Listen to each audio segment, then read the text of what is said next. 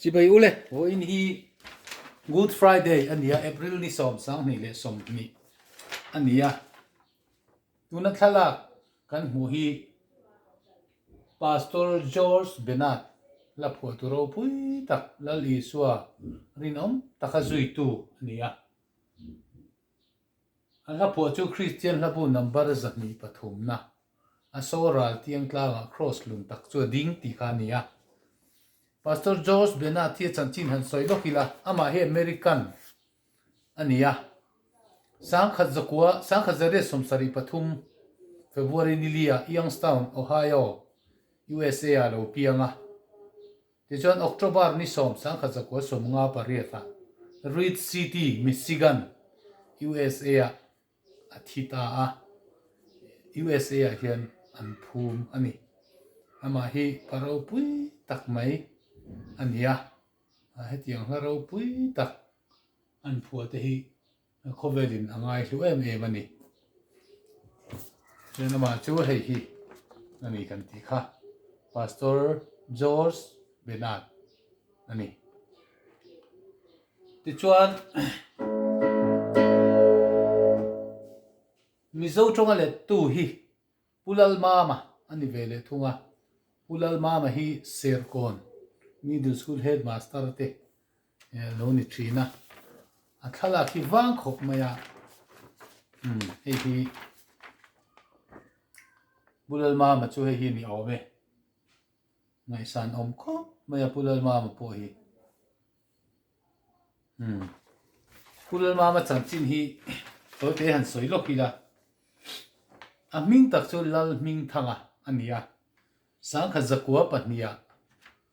puk jing khuwa a pianga Christian labo hian sang kha zakwa pakhat ina injia ka apa ina thi san ma wangin Joseph Baptist missionary te khan an enkol seilian ani bera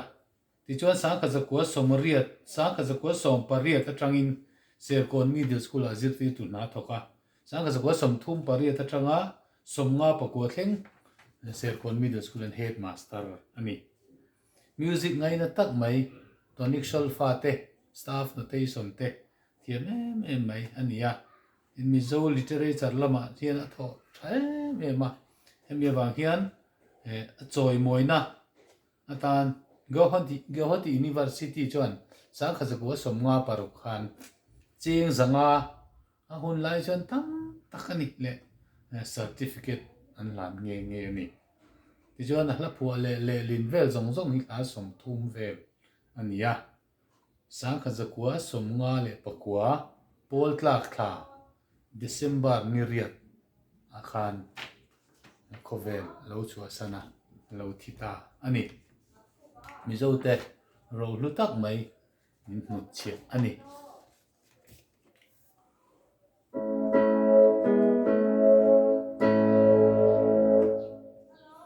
thil pakhat chia han soi le la kan sakma in he la hi Billy Graham po he na tu em Billy Graham chuan van ram ko chua ka han thlen huna chuan pas wa ti na yem min lo ti ta se min lo zo ta se la chu ka soi tur chu cross lal isua cross ka von chau hi ka nei chun chu ni ka ti da wan ani ati ani only through the cross I cling ka ti da wan ani ati ani even he la hi Billy Graham point to ma na when a Good Friday lal isua kan tana tuar ria dreng nan kan chan dam na sual zong min ne sak tu akin ta ti tu kan ria dreng na tan kan sa do na ni chang khat na le chang li na hi in sa te asoral tiang tlangah cross lung ta chua ding warna le wal po tar lan na chu kay katan chu cross chu may lutong berani visual tan mitra bera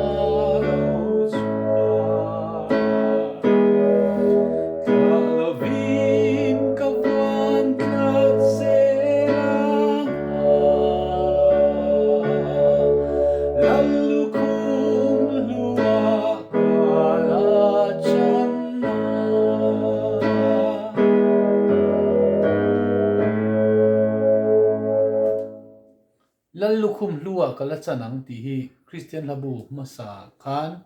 lal lukhum lu chu kala changang ti inda ania asap la hian and exchange it someday for a crown ti ania a phua tu pastor Josh Benathian lal isua tia kalau zui ve trang na hi lal lukhum nen kala thleng don ani atina ani mela chuwain lal lukhum lu chu kala changang ti po kha adika tha a lal lukhum luwa kala chanang ti po hi tha me mania sap trong nen pe chuan a chiang ma zo ani le na khati zong kha ni mai sela lal lukhum lu cross chu thla lawa kan von tlat theian win good friday ayan rong bol pui zong song te lal li suwa tur na te reng arin taka arong bol zel turin kan som ve cheu ani